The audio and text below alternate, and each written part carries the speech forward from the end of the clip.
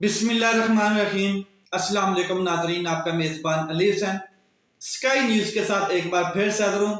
جی، بڑی اہم ترین ڈیولپمنٹ، ایک تو اسلام آباد ہائی کورٹ جسٹس بابر ستار نے ڈپٹی کمشنر عرفان میمن اور ایس ایس پی آپریشن جمیل صاحب کو سزا سنا دی ہے۔ اس میں ایک ایس ایچ او بھی وہاں کا جو موقع پہ موجود تھا، جو کارروائیاں ڈالتا رہا، اس کو بھی سزا سنائی گئی ہے۔ یہ سزا کیا سنائی گئی ہے اور اس کا کیا اثر ہے، وجہ کیا تھی، کیس کیا تھا، عدالت میں یہ لوگ کیوں پیش ہوتے رہے، اس کے اوپر بات کروں گا۔ دوسرا جو اہم ترین کہ علی امین گنڈا پور وزیر اعلیٰ کے پی کے منتخب ہو چکے ہیں۔ بڑی خوشائن بات، بڑا دبنگ ایک انداز ان کا تھا، آج دیکھنے کو ملا، اور بڑی اہم گفتگو انہوں نے کی ہے فلور آف دی ہاؤس۔ پھر انہوں نے جس کو للکارا، جس انداز سے للکارا، اور جو اعلانات کیے، کس کو مہلت دی، کس کو اپنی اصلاح کرنے کا کہا، کتنے ہفتے کا ٹائم دیا کہ جو اپنی اصلاح کرنا چاہتا ہے کرے، ورنہ اس کے ساتھ دمادم مست کلندر ہوگا۔ اس کے علاوہ آج قومی اسمبلی کے سپیکر ایاز صادق منتخب ہو چکے ہیں، ان کے حوالے سے بھی بات کی جائے گی۔ اور قومی اسمبلی کا جو آج کا ماحول، جس طریقے سے پاکستان تحریک انصاف وہاں پر موجود ان کے رہنما، اور جس طریقے سے عمران خان قومی اسمبلی میں بار بار تاریخ رقم کی جا رہی ہے، اور عمران خان کی آواز، عمران خان کے نعروں سے وہ اسمبلی گونج رہی ہے، اور وہاں پر جو یہ لوگ سوچتے تھے کہ عمران خان صاحب کو مائنس کر دیا ہے، ان کے چہرے لٹکے پڑے ہیں، ان کی صورتیں دیکھنے والے ہیں، اور ان کے اوساں خطا ہوئے پڑے ہیں، پسینوں میں شرابور ہوئے پڑے ہیں کہ یہ ہو کیا رہا ہمارے ساتھ۔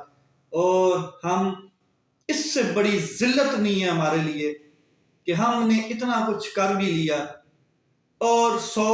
چھتر بھی کھا لیے، 100 پیاز بھی کھا لیے، پھر بھی مزہ نہیں آیا۔ تو آج سب سے پہلے بات کرتے ہیں، اسلام آباد ہائی کورٹ کی جانب سے ایک فیصلہ آیا ہے۔ فیصلہ جو متوقع فیصلہ تھا وہی تھا، کیونکہ پاکستان میں قانون کس طریقے کا ہے وہ میں آپ کو بتا دیتا ہوں۔ قانون کے بارے میں کسی مفسر نے بڑا اہم ایک کوٹیشن بتائی، اس نے کہا کہ قانون مکڑی کا وہ جالا ہے جس میں کوئی چھوٹا مچھر یا مکھی پھنس جاتی ہے تو وہ اندر ہی مر جاتی ہے، دب جاتی ہے، سانس گھٹ جاتا ہے اس کا، اور اس کا وہ آخری ٹریپ ہوتا ہے۔ اگر اسی قانون کے جالے میں، وہ مکڑی کا جو جالا ہے، اس میں کوئی بڑا پرندہ، بڑا پنچھی پھنس جاتا ہے تو وہ اس مکڑی کے جالے کو چیر پھاڑ کر روندتا ہوا نکل جاتا ہے۔ تو پاکستان کا قانون سیم وہ مکڑی کا جالا ہے جس میں غریب شخص، جوتی چور، بکڑی چور، ککڑی چور اور نارمل افینڈرز جتنے بھی ہیں وہ پھنس گئے تو تا حیات پھنس گئے، اور قانون ان کے لیے فل حرکت میں رہے گا، فل ان کو رگڑا لگائے گا۔ لیکن اگر اس میں ایلیٹ کلاس پھنس گئی، اس جالے میں، اگر اس کی زد میں ایلیٹ کلاس آ گئی، اشرافیہ آ گئی، مافیا آ گئی، بڑے بڑے طاقتور لوگ آ گئے، خلائی مخلوق آ گئی، تو پھر اس جالے کو، اس قانون کے جالے کو چیر پھاڑ کر باہر نکل جائیں گے۔ ایسا ہی ایک فیصلہ اسلام آباد ہائی کورٹ کا، اس قانون کے جالے میں ڈپٹی کمشنر اسلام آباد ہائی کورٹ کے سامنے پیش ہوئے، اور ایس ایس پی آپریشن اسلام آباد، ایس ایچ او اسلام آباد کے، یہ 3 جن کے اوپر سزا سنائی گئی۔ میں آپ کو بتا دوں کہ ان کا قصور کیا ہے اور ان کو توہین عدالت میں کیسے سزا ہوئی۔ یہ لوگ، خاص کر کے ڈپٹی کمشنر اسلام آباد عرفان میمن صاحب جو ہیں، انہوں نے ڈیٹینشن آرڈر جاری کیے اور 69 ڈیٹینشن آرڈرز جاری کیے مختلف قسم کے، یعنی کہ نظر بندی کے، اور اس میں شہریار آفریدی اور شاندانہ گلزار صاحبہ کے حوالے سے بے تحاشا جو ڈیٹینشن آرڈرز ہیں وہ جاری کیے گئے۔ عدالت ان ڈیٹینشن آرڈرز کو بار بار سسپینڈ کرتی رہی، اور دوسری بار، تیسری بار، چوتھی بار جیسے ہی وہ سسپینڈ ہوتے تو دوبارہ ڈپٹی کمشنر عرفان میمن صاحب دوبارہ ڈیٹینشن آرڈر جاری کر دیتے تھے۔ تو اس لیے یہ توہین عدالت کے مرتکب ہوئے اور موصوف عمرے کے لیے جانا چاہتے تھے۔ جسٹس بابر ستار نے دلیری کا مظاہرہ کیا اور ان کو عمرے پہ نہیں جانے دیا، بلکہ ان کی گرفتاری کے آرڈرز جاری کیے کہ پاکستان کے کسی کونے میں بھی یہ شخص موجود ہے، اس کو پکڑ کے لایا جائے، ادارے لائیں، ایجنسیز لائیں، کوئی بھی شخص ہے، حکومتیں لائیں، انتظامیہ لائیں اور پیش کریں عدالت میں۔ جب یہ عدالت میں پیش ہوتا ہے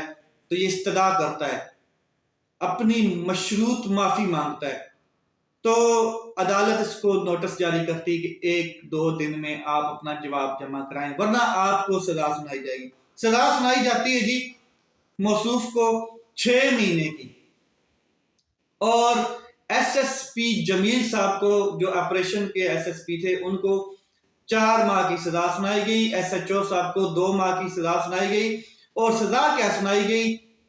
اندازہ لگائیں کہ جسٹس بابر ستار صاحب جن کے اختیارات اور قانون کو انہوں نے سامنے رکھتے ہوئے سزا کو سسپینڈ بھی کر دیا، اور 1 مہینے کا ان کو ٹائم دیا کہ آپ اپنی اپیل دائر کریں۔ یہ جناب تمام افسران جن کو سزا سنائی گئی، نہ ان کے چہرے پہ ندامت تھی، نہ ان کے چہرے پہ پچھتاوا تھا، نہ ہی ان کو کوئی ڈر اور خوف تھا، دن دناتے پھر رہے تھے، ہنستے اور مسکراتے پھر رہے تھے عدالت کے احاطے میں، اور بتا رہے تھی ان کی مسکراہٹ کہ جیسے کوئی بہت بڑی جنگ جیت کے آئے ہوں۔ قانون کو وہ بتا رہے تھے کہ قانون سے ہم کتنے بالا تر ہیں۔ کیا اکھاڑ لیا اس نظام نے ہمارا، کیا اکھاڑ لیا اس قانون نے ہمارا، کیا ہوا؟ اور اندازہ لگائیں، جس کو عدالت سزا سنا دیتی ہے، چاہے وہ سیشن کورٹ ہے، چاہے وہ سول کورٹ ہے، تو اس کے جیسے ہی سزا سنائی جاتی ہے اس شخص کو تو ہتھکڑی لگتی ہے، گرفتاری ہوتی ہے۔ اگر وہ سرکاری افسر ہے تو عہدے سے سسپینڈ ہو جاتا ہے۔ یہاں پر کیا ہوا؟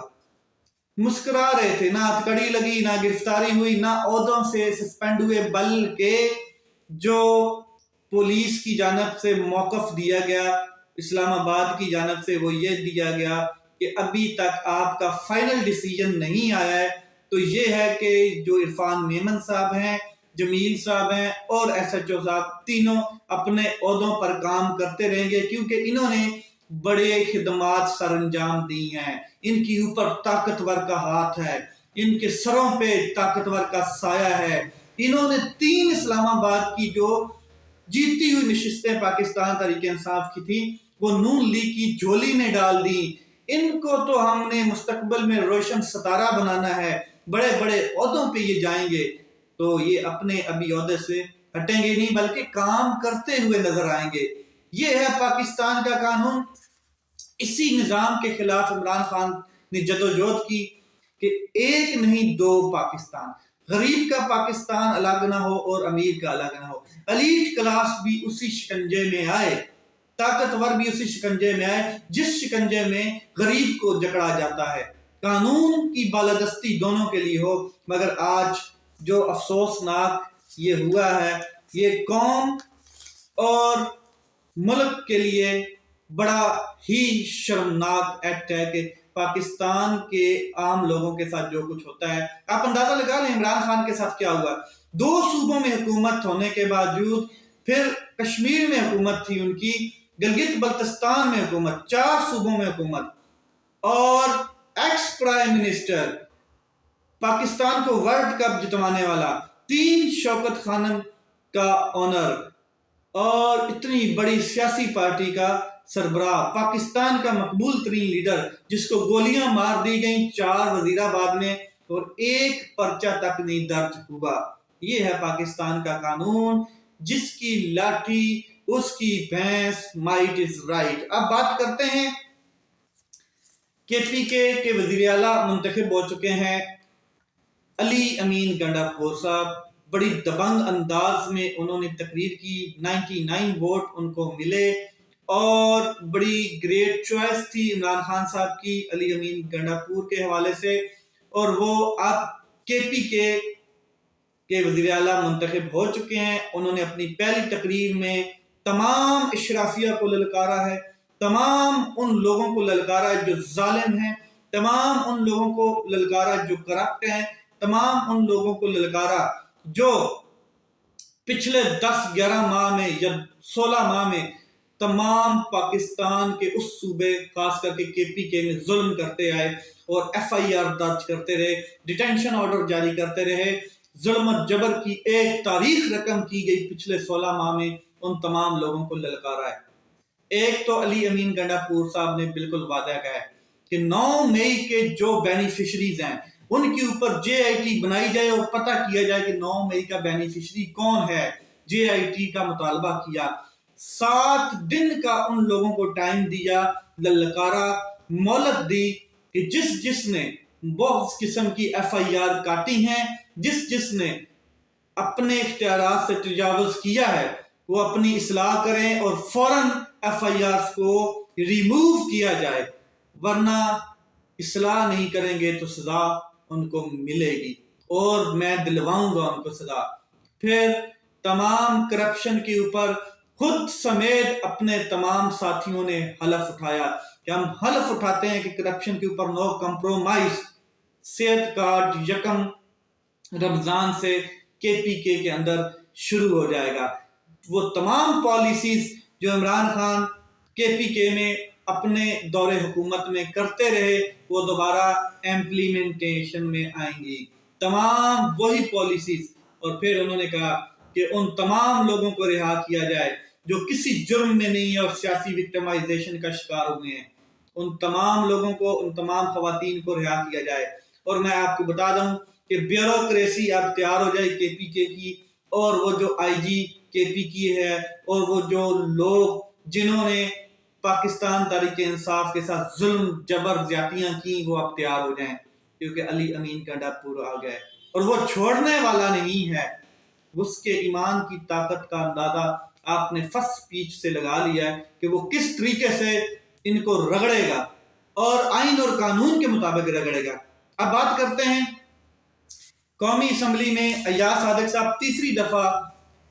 سپیکر اسمبلی کا عہدہ سنبھال لیا ہے، اپنا حلف اٹھا لیا ہے، 199 ووٹ ان کو پڑے ہیں، دوسری جانب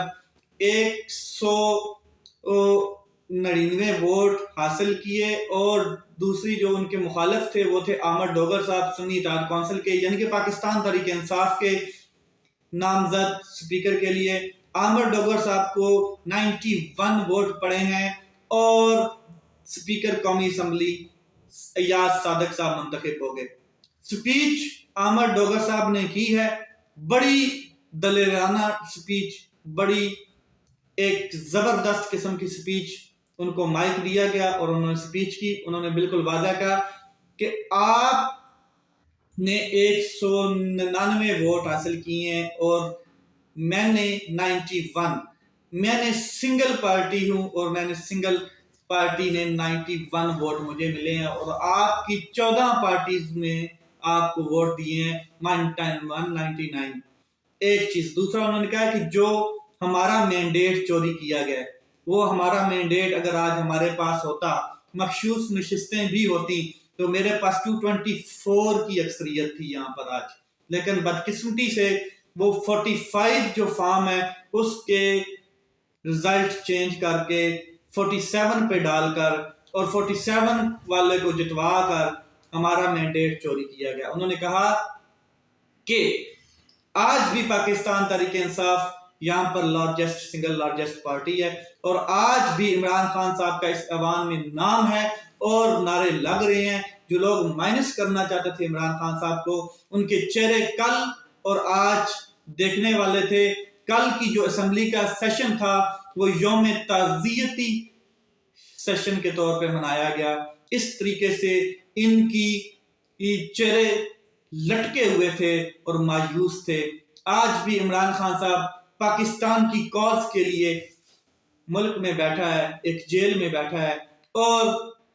उमर अयूब साहब ने जो खिताब किया कमाल, उन्होंने कहा कि गर्दनें कट जाएंगी, सर कट जाएंगे, खून बह जाएगा हमारा, मगर इस ऐवान में हम इमरान खान को वापस लेकर आएंगे, 2/3 अक्सरियत से आएंगे और ये आम पर दमादम मस्त कलंदर होगा। और आप देखेंगे ये लोग जो मुल्क का मैंडेट चोरी करके बैठे हैं, जिनको शर्म नहीं आ रही, जिनको हया नहीं आ रही, जिनकी खलाकियात गिर चुकी हैं, और वो आज भी धड़ल्ले के साथ मैंडेट चोरी करके यहाँ पर बैठे हैं, इनका एहतसाब होगा। तो आगे अब डिप्टी